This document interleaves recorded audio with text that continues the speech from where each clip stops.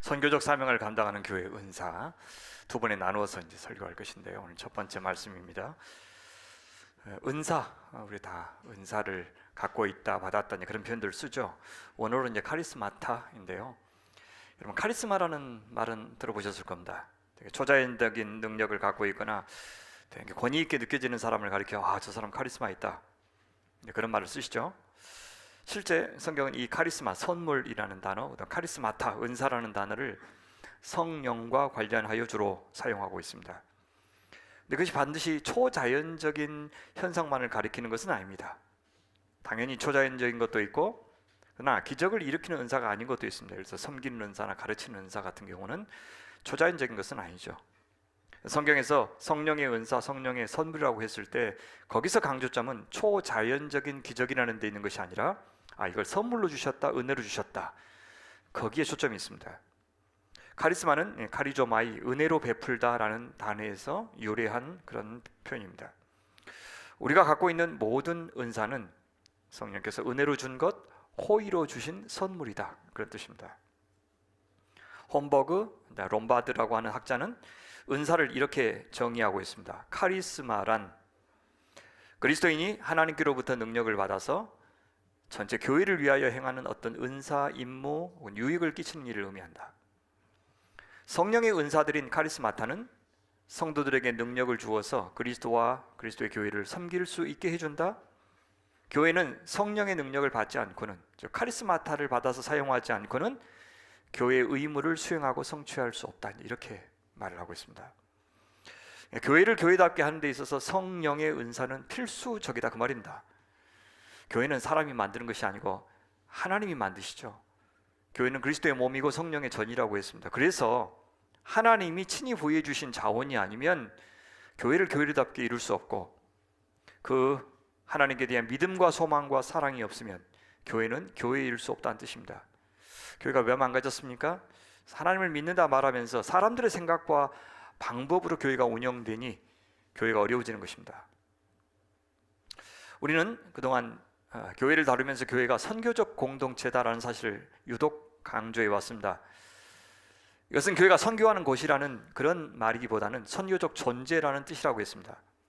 당연히 교회가 선교를 하죠. 그러나 선교라고 하는 것은 교회가 하는 여러 가지 사역 가운데 하나에 불과한 것이 아니고, 교회가 하는 모든 일, 성도들이 존재하는 모든 것, 이것을 통해서 교회는 선교적 사명을 감당하는 존재다, 그런 뜻이었습니다. 그래서 교회가 모이든지 흩어지든지, 주일에 모이든지 또 주중에서 세상 속에 살든지, 건물 안에 있든지 혹은 세상 속에 있든지, 교회가 추구하는 모든 것이 다 선교인 것입니다. 이것이 바로 하나님 나라에 참여하는 교회의 특징입니다. 자, 이렇게 하면 목사님, 모이는 교회의 중요성은 더 약화되지 않습니까? 그렇게 말할 수 있습니다. 그러나 잘 생각해 보시면 이렇게 교회를 정의할 때 모이는 교회는 훨씬 더 중요해집니다. 차라리 교회 전문 인력을 동원하거나 또 후원을 해서 교회가 선교 일을 하거나 전도 일을 하는 것, 그것이 차라리 쉽습니다. 근데 그렇게 되면 뭐가 문제입니까? 우리 성도 한 사람 한 사람은 선교적 존재가 될 수가 없습니다. 그 일을 담당하는 사람만 그렇게 되죠. 그리고 그때 그 사람이 말하는 선교나 전도는 대개 안 믿는 사람들 믿게 하는 것, 근데 영혼 구원 받게 하는 것, 죽은 다음에 천당 어딘가로 갈 수 있게 해주는 것이 전도다, 선교다, 아마 그렇게 생각할 겁니다. 그래서 여전히 이 땅에서 탈출해서 저 하늘 어딘가로 이동하도록 해주는 것이 교회가 하는 선교나 전도라고 생각하는 것입니다. 그런데 선교적 교회는 그런 게 아니에요.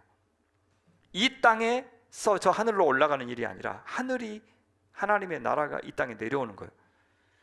예수께서 가르쳐 주신 대로 주기도문 여러분 기억하세요? 하나님의 나라가 임하게 해주십시오.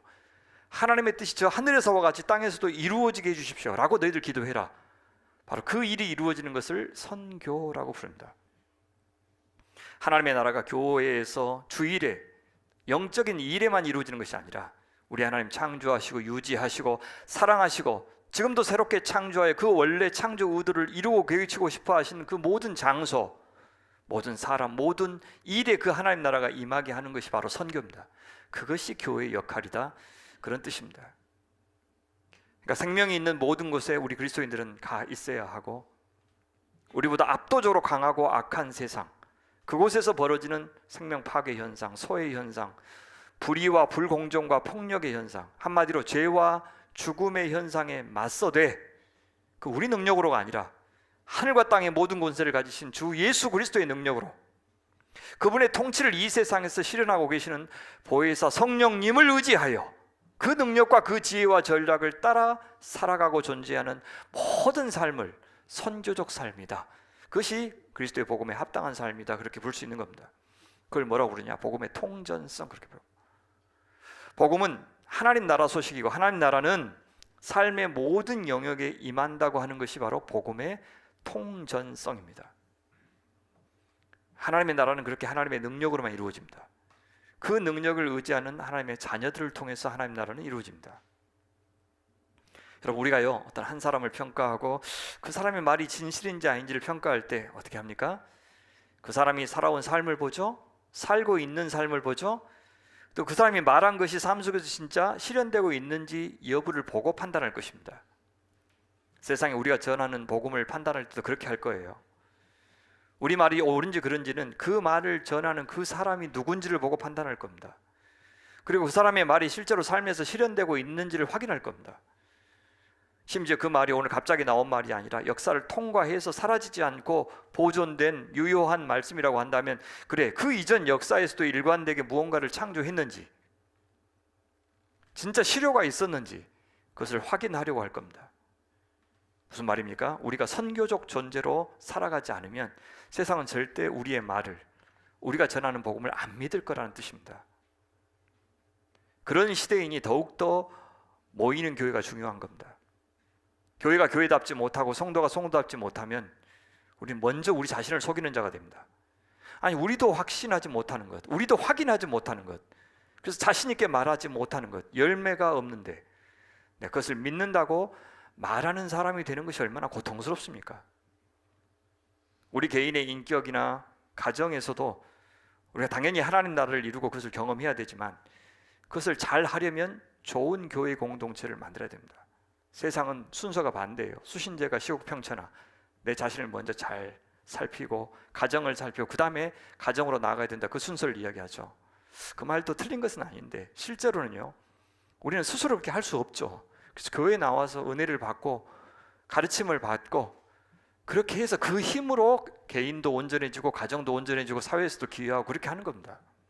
그러니까 교회가 중요해요. 이 교회를 우리가 만들지만 그 다음부터는 우리가 만든 그 교회가 우리를 만드는 겁니다. 좋은 교회 공동체 안에서 비록 믿음이 처음에는 부족했는데 참 좋은 사람들, 그 사람들이 본을 보고 도움을 받아서 내가 조금씩 더 나아져서 우리 가정 안에서도 한번 실천해보고 세상 안에서도 실천해보고 그렇게 하면서 좋아지는 겁니다. 그래서 교회가 정말 중요한 거예요. 하나님 나라의 가치가 참되고 선하고 아름답다는 것, 그래서 우리 스스로가 확증받아야 합니다. 그래야 우리의 모든 일상 속에서, 우리가 만나는 모든 관계와 일들 속에서 하나님의 통치를 남들에게 드러낼 수 있는 겁니다. 그렇게 하나님께서는 우리가 선교적 존재로 살 수 있도록 하기 위해서 성령의 은사를 주신 겁니다. 그래서 성령의 은사는 이 세상에서 우리가 영적 전투를 잘 하도록 주신 강력한 무기다, 그렇게 부를 수도 있겠어요? 그 무기가 없이는 세상을 이길 수가 없습니다. 그래서 저 사람의 은사가 과연 성령의 은사인지 아닌지를 확인하려면 어떻게 하면 좋냐면, 그 은사를 가지고 하나님 나라의 사명을 감당하는지 선교적 사명을 감당하는지를 보면 알 수가 있어요. 누구를 위해서 누구를 향해서 무기를 쓰는지를 보면 알 수가 있습니다. 과연 하나님의 교회를 무너뜨리는 은사인지 세우는 은사인지, 성도들을 상처 주는 은사인지 아니면 살리는 은사인지, 그 은사를 가지고 선교적 사명을 감당하는 교회도 만들고 성도들도 만드는 것이 성령의 은사입니다. 두 가지를 좀 나누어서 조금 자세히 살펴볼까요? 선교적 사명을 감당하도록 주신 성령의 은사하고 감당할 수 있는 교회와 우리 개인을 만드는 은사, 이 두 가지를 나누어 생각하겠습니다. 다양한 은사를 모든 사람에게 다 주셨어요. 우리가 받은 은사를 가지고 우리가 선교적 존재가 되지 못하고 선교적 존재로 살지 못하면 그 사람은 하나님 나라 백성이라고 할 수가 없어요. 그 다음에 하나님 나라의 교회라고 부를 수도 없습니다. 올바른 고백은 할 수가 있어요. 올바른 진리에 지적인 동의는 할 수 있습니다. 교회도 훌륭하게 잘 다닐 수도 있어요. 얼마나 중요한 일입니까? 그렇게 하고도 우리는 우리 자신의 개인의 어떤 평안과 행복을 위한 일에만 몰두하는 사람이 될 수도 있습니다. 그때 우리 고백의 진실성은 사라지고 우리는 사실상 복음을 안다고 했지만 모르는 사람과 마찬가지고 하나님과도 상관없는 사람이 될 수도 있어요. 무슨 말이냐면 사적인 이해관계, 우리 가족, 우리 교회, 우리나라의 이익만을 위해서 신앙생활을 하고 그것을 위해서 우리 교회가 존재하려고만 한다면 하나님 나라와는 상관이 없을 수 있다는 겁니다. 우리가 공적일 때만 우리는 복음적인 사람이 되는 거예요. 우리가 하는 일이 사적인 이익만을 추구하지 않고 공공선을 추구하는 것이 될 때만 우리는 하나님의 복에 참여하는 사람이 되는 겁니다. 하나님의 복은 당신 백성들에게만 주시는 복이 아니에요. 우리에게 복이 되는 순간 다른 사람에게도 복이 되는 그런 걸 주시기 때문에 그렇습니다. 우리는 혼자서 존재해 본 적이 없습니다. 혼자 힘으로 살아본 적이 없습니다. 원래 그렇게 지어졌어요. 관계적 존재, 공동체적인 존재, 사회적 존재로 지음받았어요. 굉장히 많은 사람들, 믿는 사람, 안 믿는 사람, 모든 사람들의 은사를 덕분에, 그들의 수고와 섬김 덕분에 여태 살아왔습니다. 그랬으면서도 나 중심적으로 살겠다고 하는 것은 사랑도 믿음도 소망도 아닙니다. 심지어 그런 이기적인 삶에 하나님까지 동원하려고 하다니요, 자기가 얼마나 불경한 일을 하고 있는지를 몰라서 그러는 것입니다. 그것은 하나님을 향한 사랑이 아닙니다.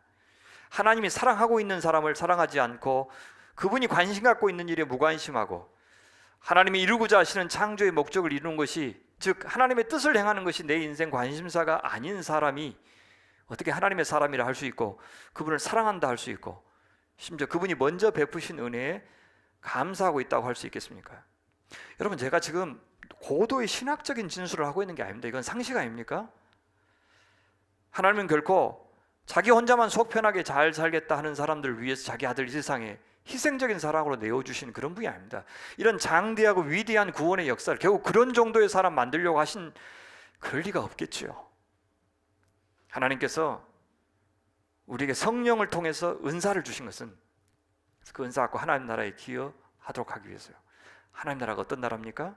인간이 인간다워지고 세상이 세상다워지는 것, 사랑과 자유가 넘실거리는 평화 세상, 대동 세상, 안식의 세상, 그 세상을 이루고자 하는 하나님의 역사에 참여하는 것을 선교라 그래요. 어떤 선교사만 그 일을 하겠습니까? 특정 교회만 하겠습니까? 그리고 그 선교는 인간의 힘으로, 어떤 정치의 힘으로, 이념의 힘으로 절대 할 수 없다는 것을 역사 속에서 숱하게 경험했어요. 하나님의 자원을 통해서만 그 세상은 이루어질 수 있습니다. 그래서 누구든지 예외 없이 은사를 주셨어요. 자, 이제 그걸 어떻게 사용하고 누구를 위해서 사용할 것인지는 우리가 결정합니다. 우리 청지기로 부름받았다고 그랬죠. 그 청지기의 삶이 헌상의 삶이라고 했습니다. 우리에게 주신 소유 가운데 정말 중요하지만 눈에 보이지 않는 소유가 바로 이 은사입니다. 그래서 그 은사를 가지고 어떻게 주인의 뜻대로 살았는지를 가지고 앞으로 하나님께서는 우리가 누구인지를 결정하실 겁니다. 무슨 말이에요? 이 소유로서의 은사를 가지고 어떻게 살았는지로 판단하신다. 그것을 구원을 결정하신다, 그런 뜻입니다. 우리가 누구를 사랑했는지, 무엇에게 충성했는지를 그걸 보고 결정하실 겁니다. 내 은사, 내 재능 가지고 하나님의 창조에 참여했는가, 아니면 내가 내 나라 만들기 위해서 내 것을 창조하는 데 인생을 보냈는가, 그것으로 하나님 결정하셔요. 육으로 심는 자는 육을 거두게 할 것이고 영으로 심는 자는 영을 거두게 할 것입니다. 예수님이 산상수훈 결론 부분에서 말씀하신 것이 그건 것 같아요. 나더러 주여 주여 하는 자마다 다 천국에 들어갈 것이 아니요 다만 하늘에 계신 내 아버지의 뜻대로 행하는 자라에 들어가리라. 뭘 가지고요? 은사를 가지고. 굉장한 은사 갖고 있는 사람이 나오죠. 그날에 많은 사람이 나더러 이르되 주여 주여, 우리가 주의 이름으로 선지자 노릇하며 또 귀신도 쫓아냈죠, 권능도 행하지 아니하였습니까? 그때에 마지막 심판 때 그 말, 내가 그들에게 밝히 말하되 내가 너희를 도무지 알지 못하니, 지식적으로 모른단 말이 아니고 상관없다는 뜻이겠죠. 불법을 행하는 자들아 내게서 떠나가라. 엄청난 은사를 갖고 있는 사람이에요. 지식적으로 잘 알고 있고 형식적으로 보더라도 누구든 저 사람 참 대단한 사람이다, 하나님 앞에 잘 살았다 할 만한 사람이 나오고 있어요. 실제 기여한 것도 많았어요. 그러니 그날에 심판 날에 하나님 앞에서까지 당당할 수 있었습니다. 놀랍게도 그 엄청난 은사를 가지고 선지자 노릇하고 귀신 쫓아내고 많은 권능을 행했지만 그것이 주를 위한 일이 아니었다고 예수님은 평가하셨어요. 그럴 수도 있습니까? 그 은사를 사용하고도 겉으로 나타나는 결과가 좋아도 그것이 불법이다, 그렇게 말씀하시는 평가를 듣습니다. 카리스마는 성령께서 주시지만 선한 일에 사용할 때만 그 은사가 발휘되는 것이 아니고요, 그 은사를 받은 다음에는 나를 위해 쓸 것인지 교회를 위해 쓸 것인지 하나님 나라를 위해서 쓸 것인지는 내가 결정합니다. 그리고 어떻게 사용했는지에 따라서 우리는 심판을 받을 겁니다. 내게서 떠나가라. 사마리아의 시몬도 그와 같은 모습을 볼 수가 있죠. 그는 빌립이 사마리아를 전도하기 전까지는 사마리아에서 신적인 존재로 취향받았습니다. 많은 마술을 행해서 돈도 많이 벌었다고 성경은 말해요. 그런데 빌립의 전도를 받고 예수님을 믿는 사람이 되었습니다. 자, 그 소식을 듣고 예루살렘에서 베드로와 요한 사도가 내려와서 그것이 정말 진정한 회심인지 확인합니다. 그래서 확인하고 난 다음에 하나님께 기도해서 이 사마리아에도 오순절에 예루살렘에 임했던 그 성령 임하게 해달라고 기도합니다. 그 성령이 임하셔요. 사마리아에 오순절 사건 같은 것이 일어납니다. 자, 이걸 보고 이 시몬이 깜짝 놀라요. 이 두 사도 빌립보다 훨씬 더 용한 사람이네. 그래서 부탁을 합니다. 사도들의 안수로 성령 받는 것을 보고 돈을 들여 이르되 이 권능을 내게도 주어 누구든지 내가 안수하는 사람은 좀 성령을 받게 해주십시오. 뭘 요구하는 거예요? 프랜차이즈 하나 하겠습니다. 프랜차이즈 하나 차릴 수 있도록 해주십시오. 그 말이죠. 그런 성령 하나님은 우리 복종의 대상인 것을 몰랐던 겁니다. 이전에 자기 우상들을 부려서 마술을 부리던 것처럼 성령 부려서 돈을 벌겠다는 겁니다. 성직 매매를 영어로 사이몬이라고 불러요. 여기 이 시몬, 사이몬이라고 하는 말에서 나온 겁니다. 베드로는 이 시몬을 향해서 강력한 경고를 해요. 네가 하나님의 선물을 돈 주고 살 줄로 생각하였으니 내 은과 함께 네 돈과 함께 네가 망할지어다, 그렇게 얘기해요. 네 돈을 가지고 하나님을 부리려고 하는 사람, 이용하려고 하는 사람, 더 많은 돈을 벌려고 하는 사람, 하나님, 이 성령의 은사를 가지고 그것을 투자하는 사람, 순종하는 것이 아니라 소유하려고 하는 사람들 망할 것이다, 이렇게 얘기해요. 주중에 좀 안타까운 판결이 있었어요. 고등법원에서 명성교회 김하나 목사의 세습이 정당하다, 1심에서는 부당하다 했는데 정당하다는 판결을 내렸어요. 김사만 목사가 은퇴한 지 5년이 지났기 때문에 김하나 목사가 담임이 되는 일에 김사만 목사가 영향력을 끼쳤을 리 없다. 멍청한 놈들이죠. 근데 이 명성교회가 고용했던 변호사가 이전에 신천지가 고용해서 신천지를 승소하게 만들었던 그 사람입니다. 돈 있고 힘 있으면 뭐든지 할 수 있어요. 불쌍한 것은 여수 음파교회만 불쌍하죠. 이게 지금 장로교 법에서 자기 법에서 정한 것을 어겼기 때문에 잘했냐 못했냐를 지금 가르고 있는 것이지, 김사만 목사가 지금 영향력을 미쳤느냐 안 미쳤느냐는 관건이 아닙니다. 이 판사가 지금 이 결정이 한국교회 전체에 어떤 영향을 미칠 건지를 고려하지 않는 거예요. 대법원 판결이 나왔으니까 아직 모르겠지만 그 교회 안에 엄청나게 많은 은사를 갖고 있는 사람들이 있습니다. 김하나 목사도 은사가 많은 사람이에요. 개인적으로 보면 드루대학교에서 박사를 받았는데 거기가 이제 아펜젤러가 그 대학에서 우리나라에 온 최초의 선교사죠. 그런데 주님께서 말씀하실 겁니다. 자기는 하나님의 승리라고 굉장히 축하하고 또 막 그러던데 네 돈과 함께 네가 망할지어다. 이미 그 교회의 세습으로 말미암아 많은 교회들이 무너졌고 교회 명예가 추락되었는데 앞으로 가속화될 수 있겠죠. 승리가 아닙니다. 그래서 하나님께서 우리에게 은사를 주신 것은 교회를 교회답게, 성도를 성도답게 먼저 하기 위해서예요. 어떤 수단과 도구로만 주신 게 아니고 교회가 그리스도의 되도록 하기 위해서 성령께서 은사를 주신 겁니다. 그리스도께서 공생의 사역을 시작하실 때 세례 받으셨죠. 먼저 그때 성령께서 내리셨죠. 성령이 충만하셨다고 그렇게 이야기해요. 하나님 나라 사역을 인간 본인의 능력으로 하시지 않았습니다. 하나님의 능력으로, 사실 하나님의 은사로 감당하신 거죠. 그러면 그리스도의 몸인 교회도, 예수의 사람들인 우리도 우리 힘으로가 아니라 성령님의 은사를 얼마나 잘 겸손하게 사용할, 그게 이제 하나님의 교회가 되느냐 아니냐가 달려 있는 것이죠. 성령님의 사역은 또한 그리스도의 사역입니다. 그리스도께서 왕으로서 통치하시는 일을 실현하는 것, 그것을 성령께 맡긴 겁니다. 그래서 우리는 성령의 은사를 가지고 밖을 향해서 어떤 일을 하는 것, 어떤 사명을 수행하는 것, 그것보다 훨씬 더 중요한 것은 뭐냐? 내가 성령의 사람이 되고 그리스도의 사람이 되는 거예요. 그래야 성령께서 원하시는 것, 그리스도께서 원하시는 것을 할 수 있기 때문에 그렇습니다. 그래서 은사를 가지고 교회를 교회답게 세워가는 일은 우선 내가 성도다운 사람이 되는 것에서부터 시작해야 되는 겁니다. 그래서 성령의 은사와 성령의 열매는 긴밀하게 연결되어 있어요. 성령의 열매가 맺히는 사역이 제대로 성령의 은사를 사용한 사역입니다. 성령의 열매를 맺는 사람을 통해서 은사가 나올 때 성령의 열매를 맺는 사역의 결과도 나오게 됩니다. 우리가 그런 것에 관심이 없거나 그걸 소홀히 하면 앞에 예수님의 책망을 받는 사람처럼 사마리아의 시몬처럼 성령의 은사 가지고 주의 뜻, 주의 영광, 주의 나라 위하는 것이 아니라 내 영광, 내 뜻, 내 나라를 추구할 수 있습니다. 여러분 보았지 않아요? 숱한 은사주의 운동, 성령 운동 떠올려 보세요. 그 운동이 가져온 긍정적인 변화가 아무리 많다 하더라도 그것을 주도했던 지도자들이 거의 다 자의반 타의반으로 교주가 된 것을 보아왔습니다. 여러분 지난주에 누가 세상을 떠났는지 아마 여러분들 주목하지 않았겠지만 김기동이라는 분 아십니까? 혹시 베리아 신학? 우리나라에요.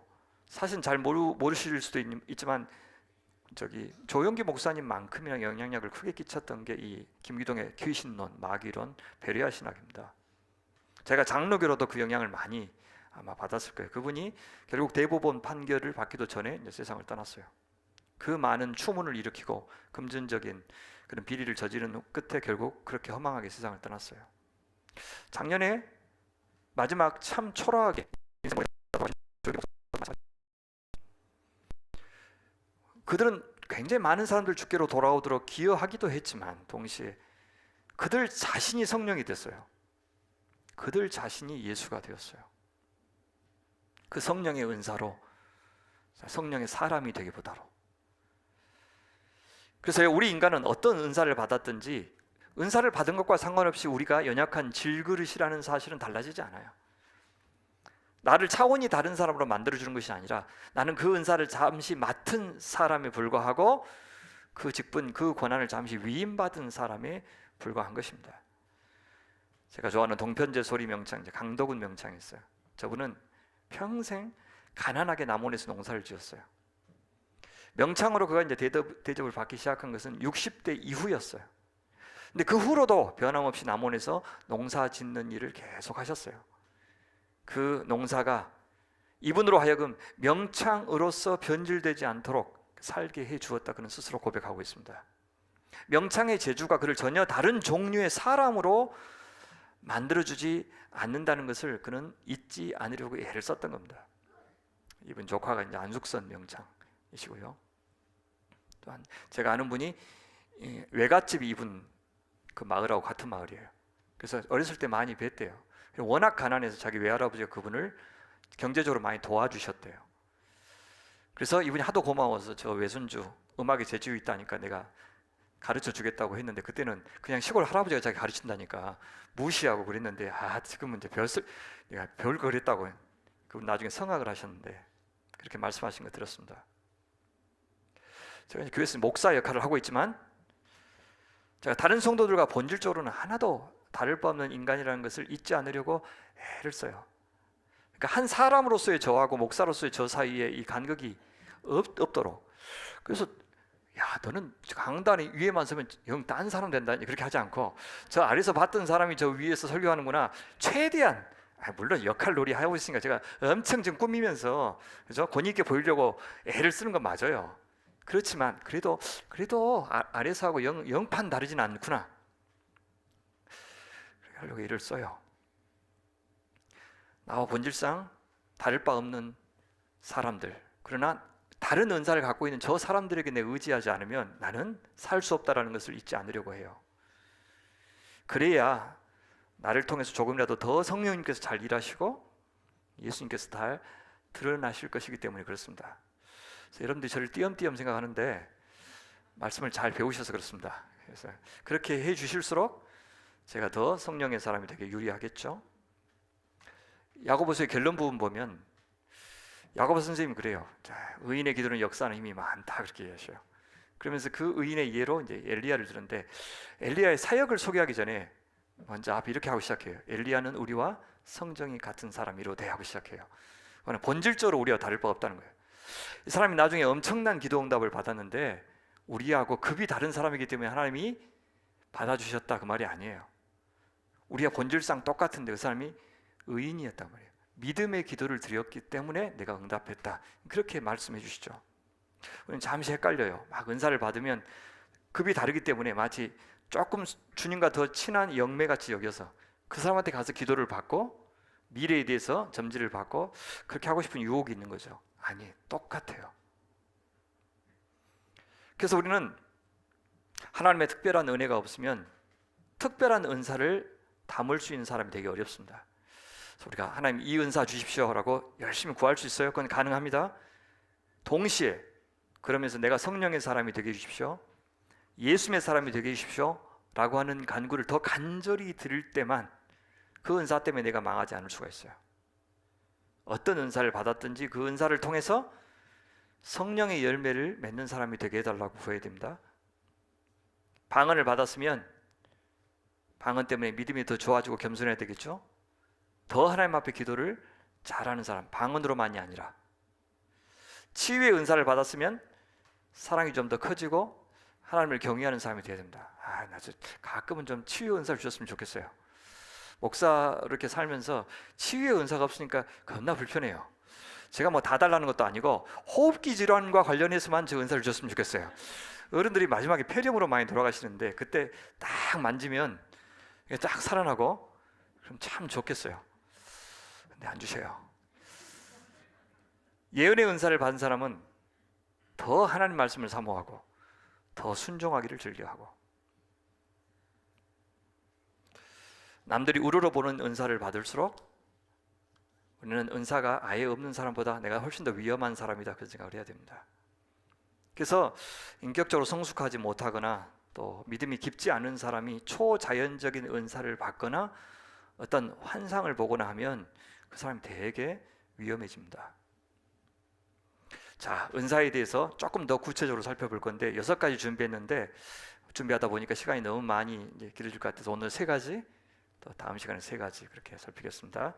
자, 첫 번째, 은사는 성령께서 임의로 주십니다. 은혜로 주셔요. 사도 바울은 고린도전서 12장부터 14장까지 은사 카리스마타에 대해서 말씀하시는데 여러 가지 다른 표현들 쓰셔요. 1절 보시면 은사를 신령한 것이라고 표현하네요. 6절 보시면 하나님이 일하시는 것들이라고 달리 표현합니다. 성령께서 은사도 다양하게 주시만 직분들, 디아코니아이도 다양하게 주신다 이렇게 말하고요. 성령, 은사를 주신다는 말을 성령이 나타나신다라고도 표현하고 있어요. 왜 은사를 주시냐? 7절 보시면 교회를 유익하게 하기 위해서다 그렇게 목적도 말씀하십니다. 뭘 강조하냐면 은사는 성령께서 주시고 임의로 주시고 은혜로 주신다는 것을 강조하고 있어요. 같이 한번 읽어볼까요? 고린도전서 12장 4절부터 우리 한번 한 목소리 읽겠습니다. 시작.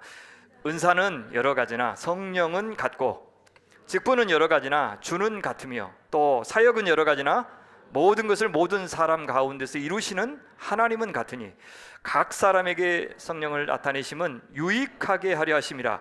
이 모든 일은 같은 한 성령이 행하사 그의 뜻대로 각 사람에게 나누어 주시는 것이니라. 모든 은사의 주권이 성령께 있다 그런 말이죠. 그 소유권, 그 사용권이 다 성령께 있습니다. 그래서 은사를 받은 사람들은 하나님의 뜻을 헤아려 사용하고 하나님 나라와 영광을 위해서만 사용해야 한다.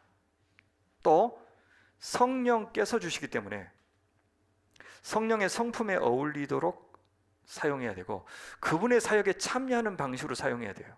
성령님이 어떤 분입니까? 생명의 영이시죠. 모든 은사는 이 생명을 살리고 생명을 생명답게 하는 일에 써야 됩니다. 성령은 창조의 영이십니다. 우리 인간 각자에게 여러 가지 창조성을 허락하셨는데 자, 그 창조성을 가지고 무엇을 창조하도록 성령께서 창조하신 일에 참여하도록 은사를 주신 겁니다. 성령은 해방의 영이셔요. 우리를 자유롭게 하시고 묶인 데서 벗어나게 하시고 질병에서 놓여서 치유받게 하시고, 해방의 영이시라는 말은 이 사회 영역에서는 정의와 공의의 영이시라는 말과 같습니다.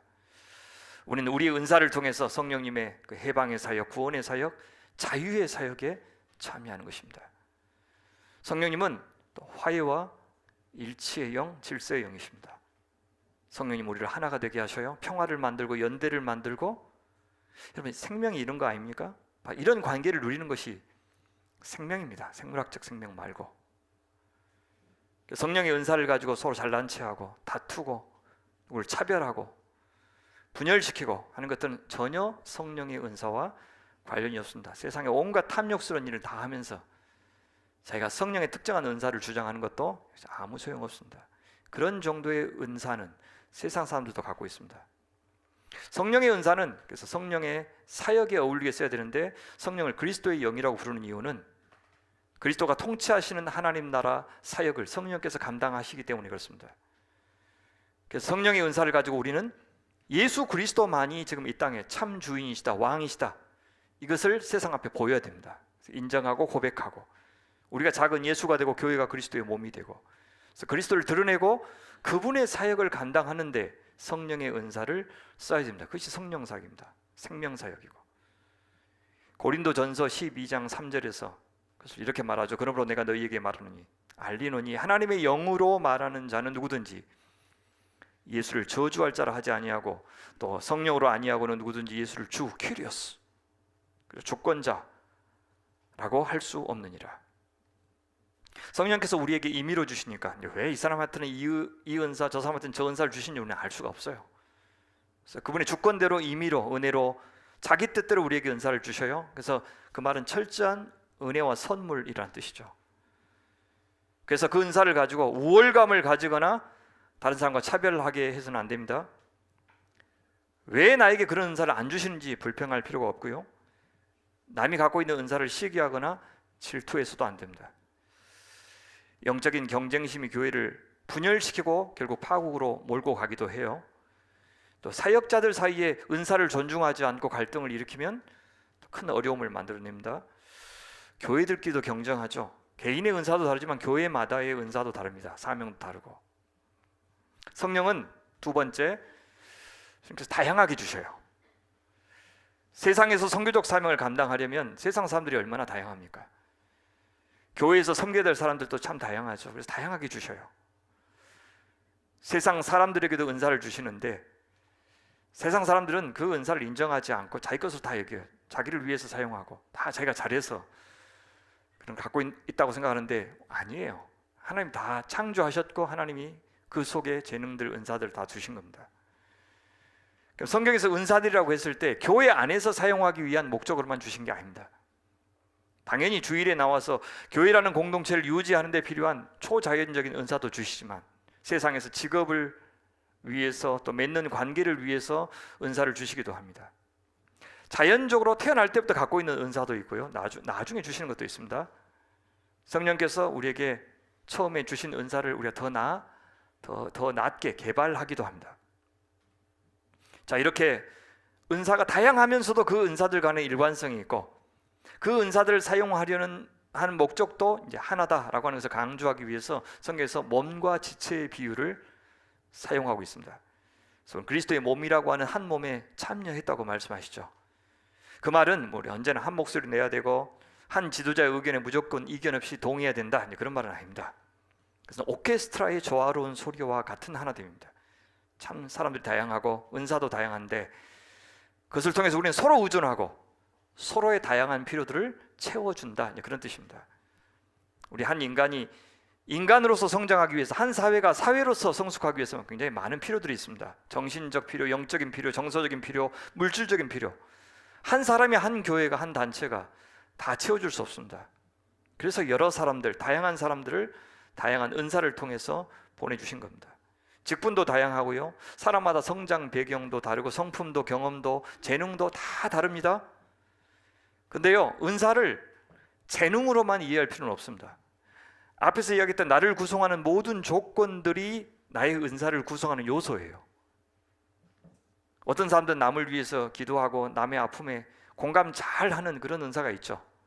그런 사람 타고나기도 하지만 처음에는 없다가 깊은 아픔을 잘 경험하고 그것을 잘 다스려 본 결과 나중에 그런 은사가 생기기도 해요. 여러분 주변에 잘 섬기는 사람도 있죠. 타고나기를 그렇게 마음씨 곱게 난 사람도 있지만 사랑 많이 받고 잘하고 남을 위해서 이렇게 사는 것이 당연한 문화 속에서 사는 사람들이 그걸 더 잘하지 않겠어요?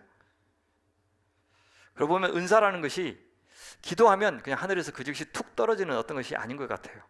오랜 기간 동안에 형성되는 은사도 많고 은사를 발휘할수록 처음에 갖고 있을 때보다 훨씬 더 나은 은사로 개발되기도 하고 그런 것 같아요. 그래서 은사를 발휘할 때만 하나님께서 즉시 주시고 다시 거두가시는 것이 아니라 그 속에 계속 있다가 다른 경험들, 그죠? 다른 노력들이 합쳐서 그 은사가 새로워지고 확장되기도 하고 그러는 것 같다는 생각이 듭니다. 그래서 성경에서 여러분 어떤 은사가 나와 있는지 우리 한번 확인해 보면 고린도전서 12장이 있고요. 오늘 읽어주신 로마서 12장, 에베소서 4장, 또 베드로전서 4장에도 은사 목록들이 나와요. 제가 한번 불러볼게요. 여러분 자기 그 중에서 어떤 게 해당되는지 한번 보세요. 지혜의 말씀, 지식의 말씀, 또 믿음, 병 고치는 은사, 능력 행하는 것, 예언하는 것, 영들 분별하는 것, 각종 방언을 말하는 것, 방언을 통역하는 것, 돕는 것, 다스리는 것, 또 예언, 섬김, 가르치는 것, 권위하는 것, 구제하는 것, 또 다스리는 것, 긍휼을 베푸는 것. 그 일을 하기 위한 직임으로는 고린도 전서에서는 뭐가 나오냐면 사도들, 선지자들, 교사들이 나오고요. 에베소서 4장에는 사도들, 선지자들, 복음 전환者, 에반젤리스트도 나오고 목사들이 처음 나옵니다. 목사라는 단어가 성경에 처음 나와요. 근데 셰퍼드, 목자라는 단어인데 이제 우리 말로 번역할 때 목자하고 교사를 합쳐놔서 목사 그렇게 번역을 한 거예요. 목사들이나 교사들이라는 말도 나오고 이건 직분을 가리키는 게 집사, 장로 같은 어떤 직분을 가리키는 게 아니라 직임이에요. 그러니까 장로가 교사를 할 수 있고 에반젤리스트가 될 수 있고 그 말이에요. 그렇죠? 집사가 다스릴 수도 있고 복음 전할 수도 있고 뭐 선지자 역할을 할 수 있고 그 말이에요. 직임하고 직분은 다릅니다. 베드로전서 4장에는 말씀 전하는 것, 섬기는 것 이런 은사들이 나오네요. 자, 이 중에서 해당되는 거 있는 사람 마음속으로 나는 없는 것 같아. 아니 나는 5개나 있는데 뭐 이런 분들 있을 것이고, 예. 저는 이것이 성령께서 우리에게 주시는 그 은사의 총 목록은 아니라고 생각합니다. 그래서 이것들 가운데 나는 하나도 없는 거 보니까 은사가 없다 그렇게 생각하시면 안 된다는 뜻이에요. 우리 시대 사람들의 필요와 그것을 채워줄 수 있는 은사의 종류는 2000년 전하고 같을 리가 없죠. 아무리 사도 바울이 엄청난 사람이어도 그가 게임의 은사와 유튜버의 은사를 알고 있을까요? 없을 겁니다. 그러니 여기에 나와 있는 거 없다고 나는 은사 없다 이렇게 생각하시면 안 되고요. 또 섬김의 은사 이렇게 있고 믿음의 은사 했지만 섬김의 은사가 상상할 수 있는 게 수없이 많죠. 뭐라고 특정이 되지 않아요. 몸으로, 돈으로, 시간으로, 재능으로 굉장히 다양하게 우리가 섬길 수 있기 때문에 그 중에서 하나가 내 것일 수 있죠. 자, 3번째 용기를 더 드리겠습니다. 누구든 예외 없이 다 주십니다. 그리고 그 은사들 사이에서 우열을 가릴 수는 없습니다. 성령이 아니고는 주 예수 그리스도의 백성으로 살 수가 없어요. 교회의 지체가 될 수가 없습니다. 그리스도의 몸도 될 수가 없어요. 그래서 성령께서 누구든지 은사를 주셔야 해요. 하나님의 백성으로 살도록 하기 위해서는 이 세상과 영적 전투에서 우리가 이기기 위해서는 누구에게든지 영적 은사를 주실 수밖에 없어요. 우리가 할 일은 뭐냐? 내가 어떤 은사를 특별히 가졌는지 혹은 은사들을 복수로 가졌는지 파악해야 되고 또요 지체들을 향해서 나는 잘 몰랐는데 형제는 이런 은사가 있는 것 같아요. 정말이요?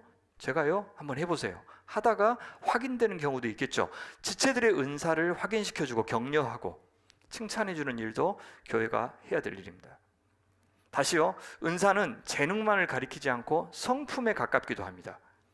그러니까 내가 특별히 다른 사람보다 더 잘하는 것을 은사라고 말하지는 않아요. 반드시 그렇게 생각했을 때 난 특별한 은사가 없는데 왜 우리 자녀는 특별히 좋아하는 것이 없지? 하고 싶다는 것이 없지? 우리 자녀는 너무 평범한가 봐. 남들보다 뭔가 좀 잘해야 그것을 은사라고 생각하는 오해 때문입니다. 아니에요. 다른 사람보다 더 잘하는 것이 은사가 아니라 내가 잘할 수 있는 것이 은사입니다. 어떻게 설명할까요? 음식, 음식 잘하는 사람들이 다 모인 전라도에서는 아무리 내가 잘해도 은사가 있다고 감히 이야기를 못해요. 근데 그분이 외국에 나갔다고 생각해 보세요. 아이고, 최고.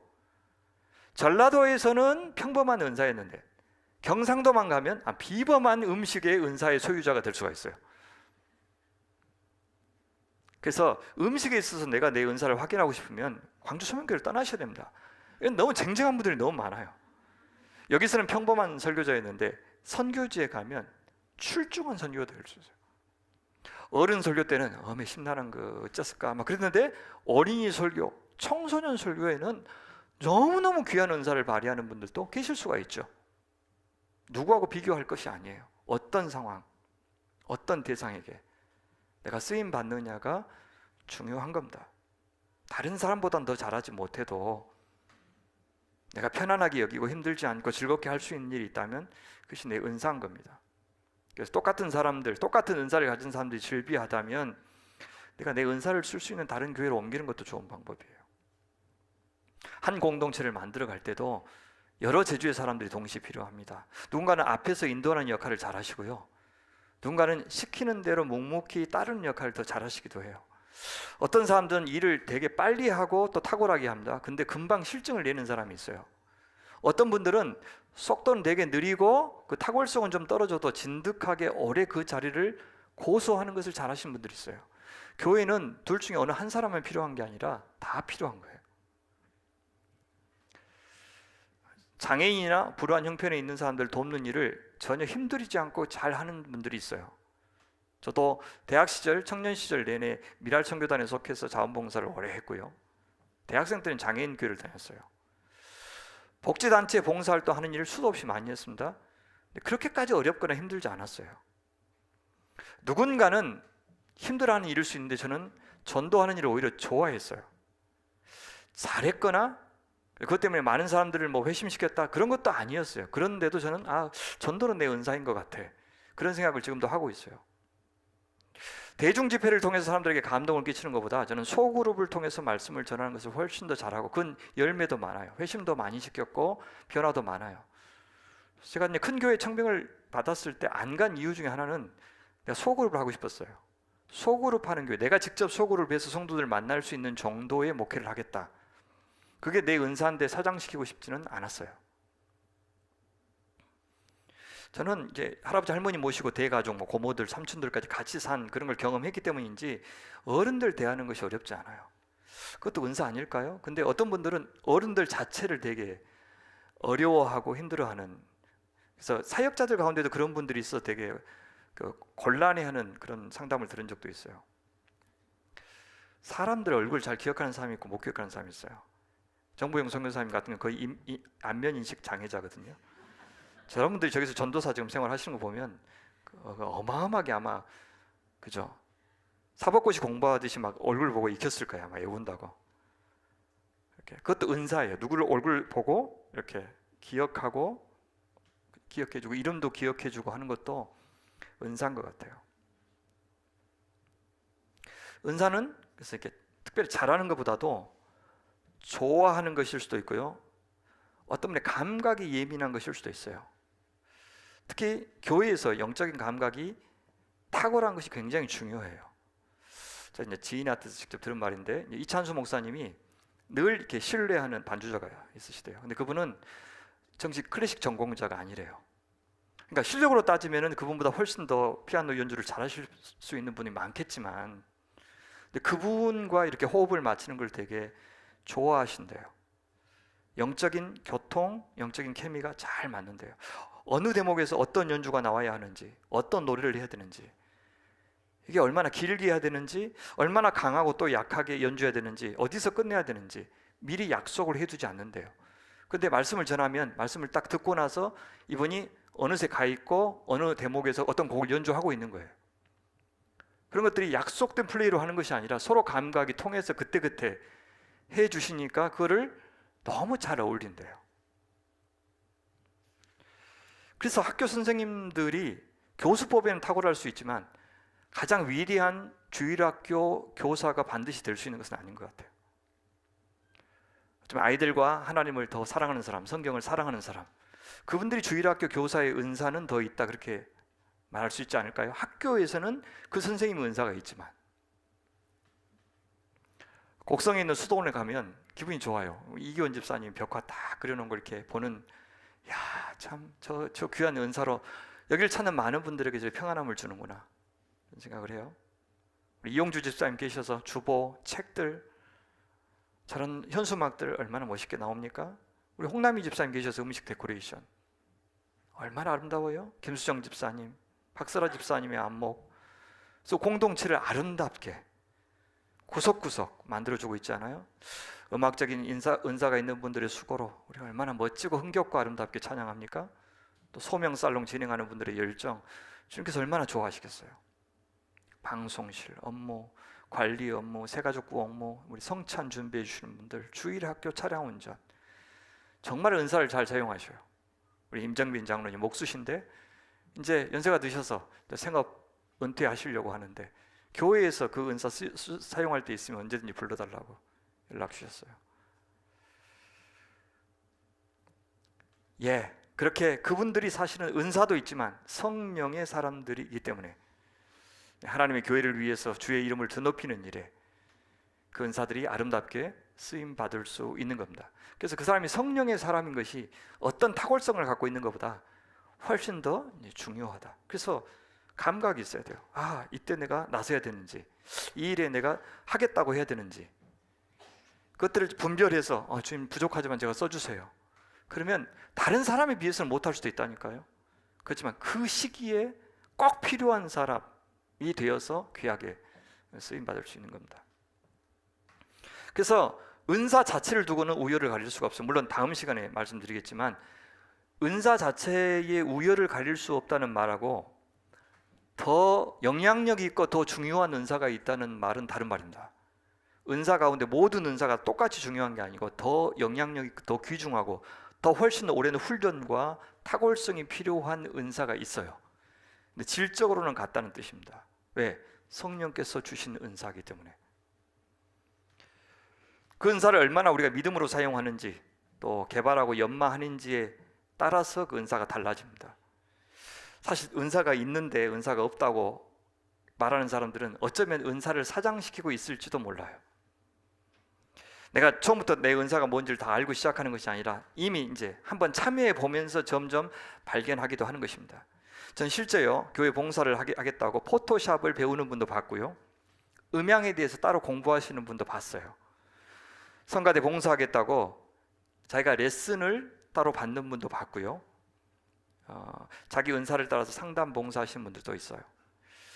그분은 처음 그 일을 시작할 때보다 나중에는 훨씬 더 잘하게 되는 것을 확인했습니다. 교회에서 시작한 봉사를 가지고 나중에 자기 잡으로 삼으신 분들도 봤어요. 원래 직업이 있었는데 그걸 그냥 의무적으로 하다가 교회에서는 재밌게 하잖아요. 근데 너무 재밌으니까 이게 혹시 내 일이 아니야 라고 생각해서 이분이 바리스타 하신 분도 있고 NGO 단체 일하신 분도 있고 캘리그라피 갖고 하신 분도 있고 웹 디자인 하신 분도 있고 이렇게 교회 봉사가 자기 잡으로 이어지는 것을 보기도 했습니다.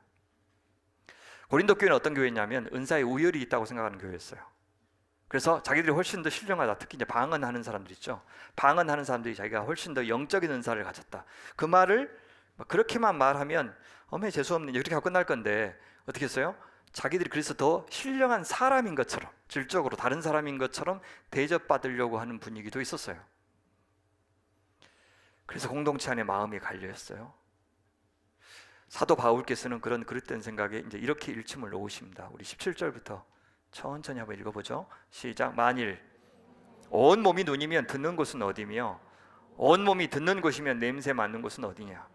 그러나 이제 하나님이 그 원하시는 대로 지체를 각각 몸에 두셨으니 만일 다 한 지체뿐이면 몸은 어디냐. 이제 지체는 많으나 몸은 하나라.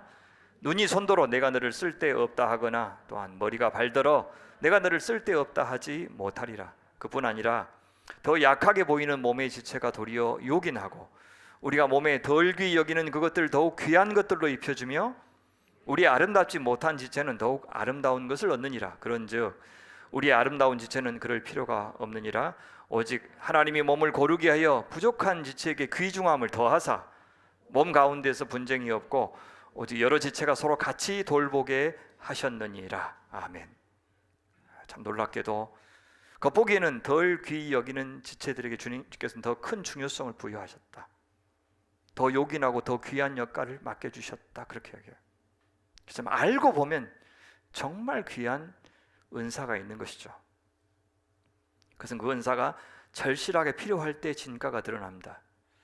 개인도 개인이지만 교회마다 다 은사가 똑같지는 않아요. 교회마다 특징이 있고 장점이 있고 사명이 다릅니다. 교육에 강점이 있는 교회, 선교와 구제, 혹은 찬양이나 예배나 기도에 강점이 있는 교회. 자, 그런 교회들은 어떻게 되냐면 다른 교회의 은사들의 귀를 기울여야 됩니다. 다른 교회한테 배워야 되고 다른 사역자들한테 배워야 돼요. 그래서 저도 사경의 강사나 특강 강사를 모실 때 내가 할 수 없는 것, 우리 공동체가 제 한계 안에 갇히지 않았으면 좋겠으니까 절대 저는 드릴 수 없는 것을 드릴 수 있는 분들을 모시려고 애를 쓰는 거예요. 스펙트럼이 좀 다른 분들. 그래서 한쪽으로 너무 치우치지 않도록 하기 위해서 강사를 선정하는 겁니다. 한 교회 안에도요, 시기에 따라서 필요한 은사가 달라요. 개척할 때 참 요긴한 은사가 있습니다. 그때는 어떤 분들이 요긴할까요? 그냥 막 몸으로 하는 분들. 그때 계산해가지고 기도하면서 해봅시다. 그런 사람들 진짜 꼴보기 싫어요. 그때는 어떻게 해요? 앞뒤 안 가리고 진짜 무조건 막 열심히 하고 그래야 겨우 될까 말까 하거든요. 그때도 물론 하나님의 인도를 받아야 되지만 그때는 좀 담대하게 하는 분들이 되게 필요해요. 교회가 조금 성장하면 어때요? 정말 신중하고 두루두루 조직도 이해하고 많은 사람들을 고려할 수 있는 그런 분들이 참 감사하죠. 저희 교회가 점심을 같이 먹을 때는 음식하는 은사가 참 귀했고요. 성가대 활동할 때 또 성가대 찬양하시는 분들의 은사가 귀했어요. 그래서 교회 리더십들은 교회 현재 상태를 잘 분별해서 어떤 은사가 더 잘 발휘될 수 있게 할 것인지를 분별해야 됩니다. 제가 연말에 4명의 장로님들을 모시는데 40대에서 우리 뽑읍시다. 아무리 많아도 50대 초반에서 뽑읍시다. 그렇게 큰 가이드라인을 정하고 우리 안수 집사님들 모셔놓고 죄송합니다. 우리 젊은 사람들한테 조금 기회를 주십시다.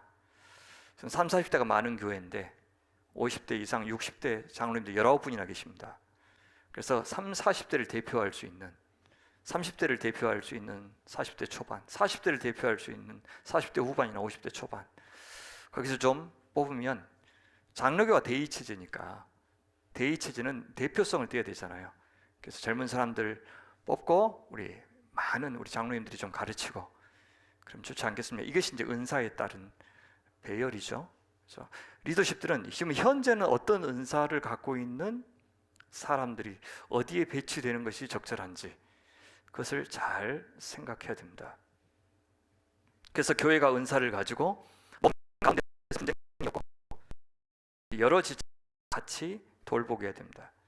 성령의 은사의 조율, 이것이 한마음의 공동체가 되게 하는데 유익합니다.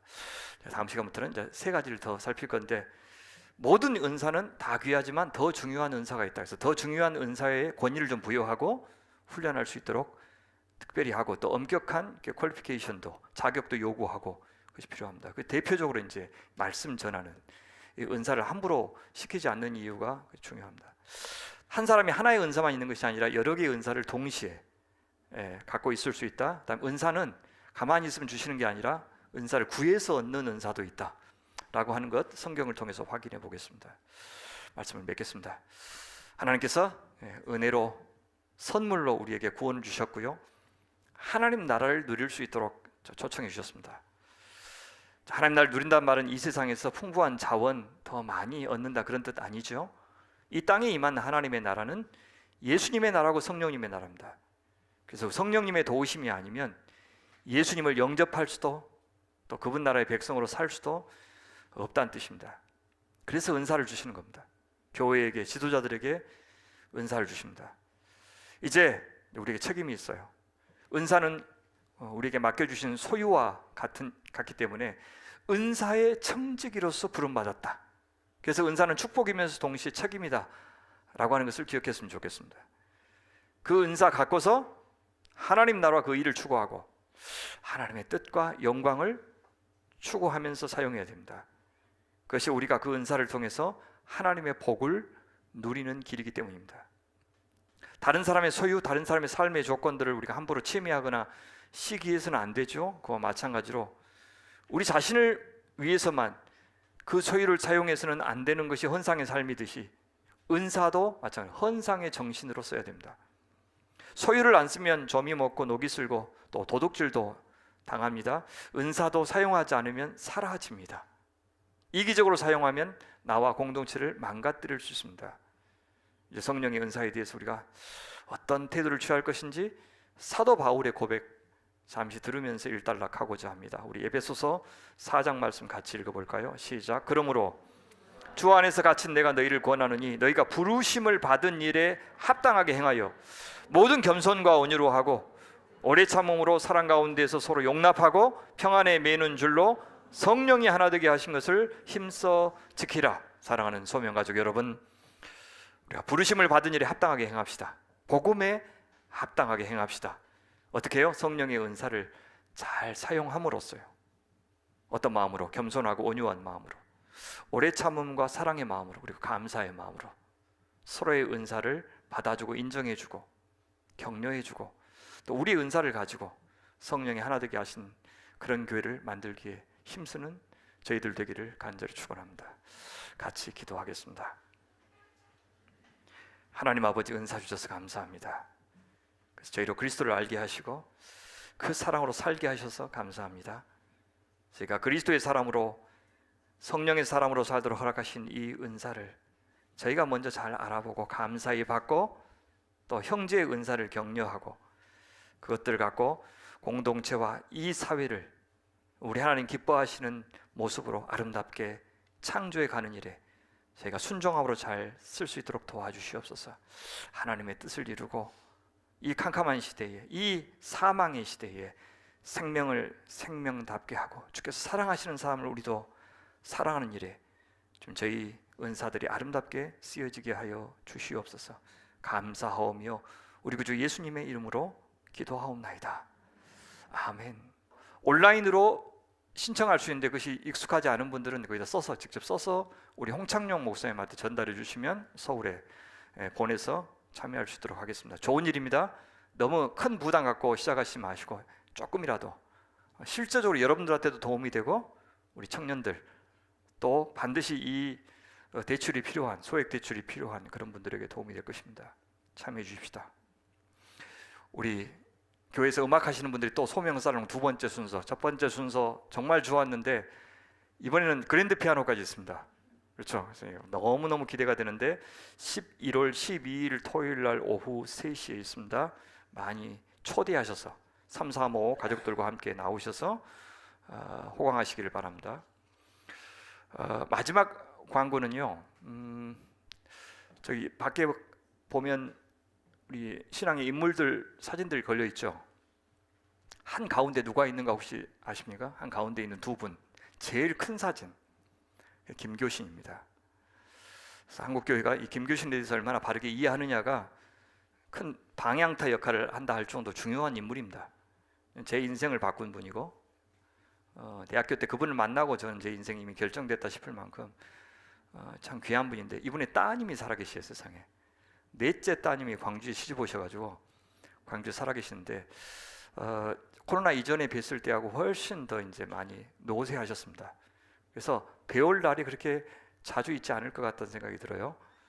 양림동에 사시는데 그리고 우리 넷째 따님이 살아계셔서 그분이 생전에 김교신 선생 이제 그 증언하는 어떤 분이었는가 증언하는 그런 대화 자리가 있습니다. 관심 갖고 다일교회 월요일 날 4시 맨날 다일교회에서 미안해요. 우리도 그런 공간이 있고 주차장 시설이 있으면 우리도 할 것인데 다음에는 꼭 그렇게 합시다. 김교신 증언하다 좋은 강연이 있으니까 참여해 주시면 좋겠습니다. 오후에 좀 오실 수 있겠어요?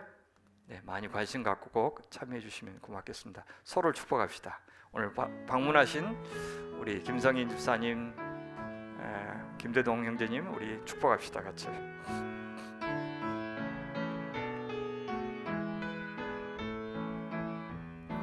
축복해 오늘 이 시간, 축복해 하나님 사람, 축복해 너의 모든 것 하나님 사랑으로 축복해 오늘 이 시간 축복해 하나님 사랑 축복해 너의 모든 것 하나님 사랑으로 우리 모두 환영하고 축복합니다. 감사합니다. 10월의 파송의 고백 마지막으로 우리 같이 나누겠습니다. 종교개혁의 달을 맞이해서 우리의 고백 하나님께 같이 드릴까요? 시작. 사랑의 하나님께서 아들을 내어주시는 사랑으로 아무 소망 없는 저희들을 구원하여 주시고 하나님 나라 백성으로 부르시고 교회를 세워주신 것을 믿습니다. 이제 교회를 통해서 주님의 창조 계획을 이루시려는 뜻을 믿습니다. 하지만 거룩한 그리스도의 몸으로 부름받은 저희 교회가 얼마나 주님의 뜻을 이해하고 순종하는 데 미혹하고 게으른지도 주님은 아십니다. 하오니 주님, 교회는 늘 개혁되어야 한다는 사실을 인정하겠습니다. 교회를 사랑하되 교회를 이상화하지 않겠습니다. 세상으로부터 진리와 순수함을 지키되 세상과 고립된 섬은 되지 않겠습니다. 교회의 지도자들을 존경하되 그들의 말을 무조건 하나님의 말씀으로 여기지는 않겠습니다. 교회를 통해서 하나님의 사명을 감당하되 사람의 영광이 아니라 주님의 영광만을 위하여 살겠습니다. 주님 저희를 사용하여 주옵소서. 주님 저희를 새롭게 변화시켜 주옵소서. 아멘. 축복하겠습니다. 여호와는 내게 복을 주시고 너를 지키시기를 원하며 여호와는 그의 얼굴을 내게 비추사 은혜 베푸시기를 원하며 여호와는 그 얼굴을 내게로 향하여 드사 평강 주시기를 원하노라. 아멘.